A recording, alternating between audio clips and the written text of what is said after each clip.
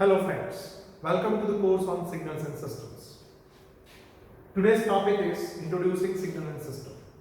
Let us start with the signal first. Signal can be defined mathematically as a physical manifestation of information which varies with respect to one or more independent variable or variables. It can be time, it can be space, or it can be any other parameter.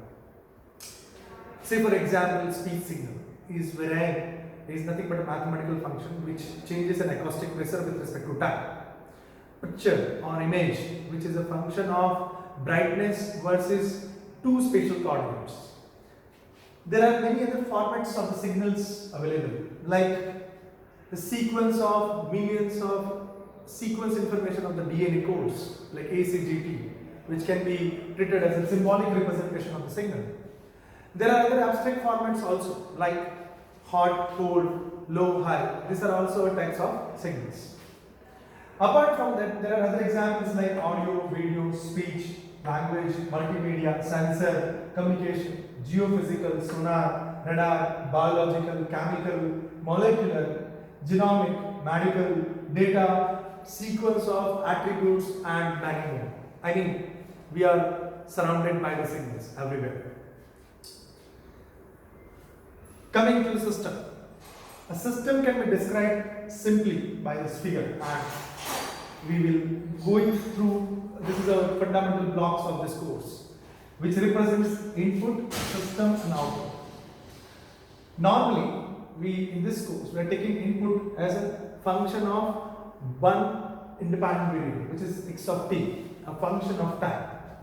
A system can be represented symbolically by S, and output is represented by, and again, a one-dimensional function y of t.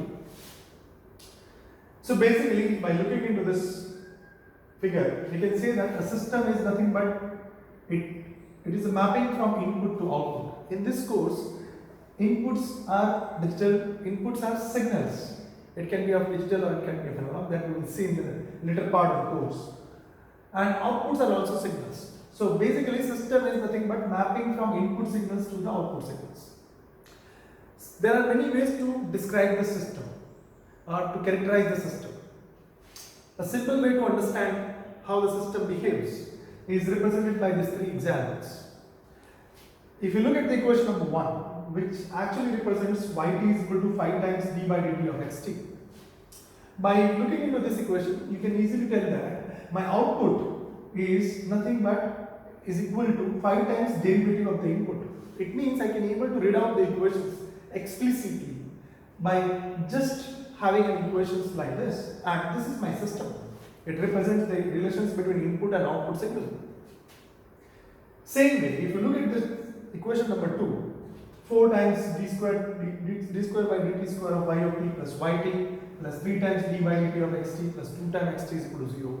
This is a little bit complex, but still I can able to separate the output terms and input terms altogether.